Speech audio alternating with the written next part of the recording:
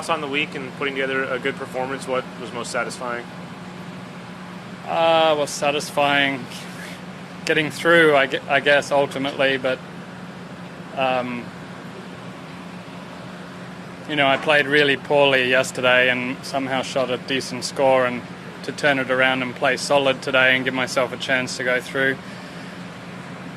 I'm happy with that, and I get to play 4 rounds next week, and my golf's been pretty good and I've got nothing out of it. I feel, even though I'm not winning this event, I feel like I'm getting something out of the week, so hopefully that's good for the confidence going into next week and somehow have a big week and get through to East Lake. You are leading the field in strokes gained putting, and it looked like the putting had been maybe off a little bit since about May, and you've been putting well at the beginning of the year when you were playing better. Was there something that you solved or fixed? Was it just the nature of putting, or changed a putter or anything? No, I've generally been putting well. Okay. Like, stats can lie. Yeah, I mean, I don't know where I sit overall, but generally my putting is probably just the last few weeks or so. Yeah, well, I had a couple funny rounds the last few weeks where I had a few 3-putts on the Saturday rounds, and that sends you tanking down the strokes gained average. So anyway, I feel like my putting's a good thing. I just go through the process. I just had a couple off days, and obviously good again this week, and it was good today. So happy to be playing another week, really. Adam, when you came into this week knowing you had work to do, was there any added pressure to that to get to next week, or you just wanted to play your 4 rounds and see where it laid at after today? Honestly, I felt like my game is in a good enough spot that I wasn't searching for anything this week, and it was really about putting my mind to do something and getting it done. And I think that's sometimes the hardest thing at this point in my career, is week after week switching the mind on all the time, floating around on autopilot sometimes, and that doesn't get you very far. So I had to focus a little bit more this week. Go ahead. There you go. The changes to this event next year, where it limits the field down to 70, the purse increases, only those guys are going to get their card. How good do you feel that is to kick off the playoff event coming here next year, and in terms of it getting harder to get here to play in the playoffs? I haven't really given it a great deal of thought, but my first 2 reactions thinking about it now is it obviously seriously makes the regular season much more important. You can't be dawdling around and thinking you're going to have a good run in the playoffs from nowhere, and you're going to have to be in the top half just to make it. And I think that's quite good. I think we're establishing like a really elite level by the end of the season, and my general feeling on that is that's where it should be, and we'll see how it plays out. So this is kind of the highest that you've been in FedExCup in the last few years or so. When you shoot the 31 on the front, how do you kind of weigh this sort of mentality of, I'm close to the lead, but also at the same time, just like, let's just worry about playing another week? How do you sort of balance that mentality? After 9, going into today, I just wanted a good solid day. I felt like that will be good enough to get me through. Most likely under par would have got me through, but maybe needed better. But after 9, I felt like, well, if I have another 9 like that, I could post something and win the tournament.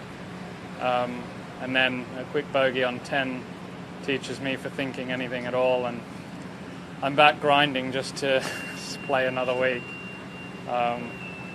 It's an interesting course because it's not long and it doesn't play long, but it just doesn't give up birdies left and right. You really have to string good shot after good shot together, and just to shoot even par on the back 9 is quite a challenge, probably with the pressure of the lead as well. So, I had a chance to win a golf tournament potentially today, but wasn't quite there. Sure. For clarification, a minute ago, did you say dawdling or yodeling? Well, I do like yodeling because I live in Switzerland, but I did say dawdling. You have a tendency to dawdle in terms of setting a schedule. Would this force you to do more than you normally do? You mean for next year? Yeah. I think I haven't given it enough thought to give you a good answer. I would really just like to play well the next 2 weeks, and whatever I've done the last 2 seasons, I should do the opposite, is what I think. And lastly, looking ahead to the President's Cup, I was just wondering what your thoughts are in terms of so much, I guess, that we don't know in terms of makeup of teams and things like that, and does that affect any of your thinking, any of your determination? Well, I'm not thinking about it. Look, I think the team is, looking good. The don't knows may affect that, but we've got Cam and Hideki right up the top there. Tom Kim looks like the hot player right now, and that's great. I assume he's going to be on the team no matter what. So. And Joaquin Neiman as well. I mean, I think, it's the top half is looking pretty strong, that's for sure. And I'll put myself just under the top half. The bottom half is not bad either. So, of course we're underdogs, that's the same every year, but hopefully we can go there as strong as possible. I'm sorry, I was going to say this might be even more silly by my standards, but it felt like there was momentum just in the fight that you guys had in Melbourne. Did you lose any of that from the extra year of COVID? In other words, Melbourne kind of feels like a long time ago now. It does, yeah.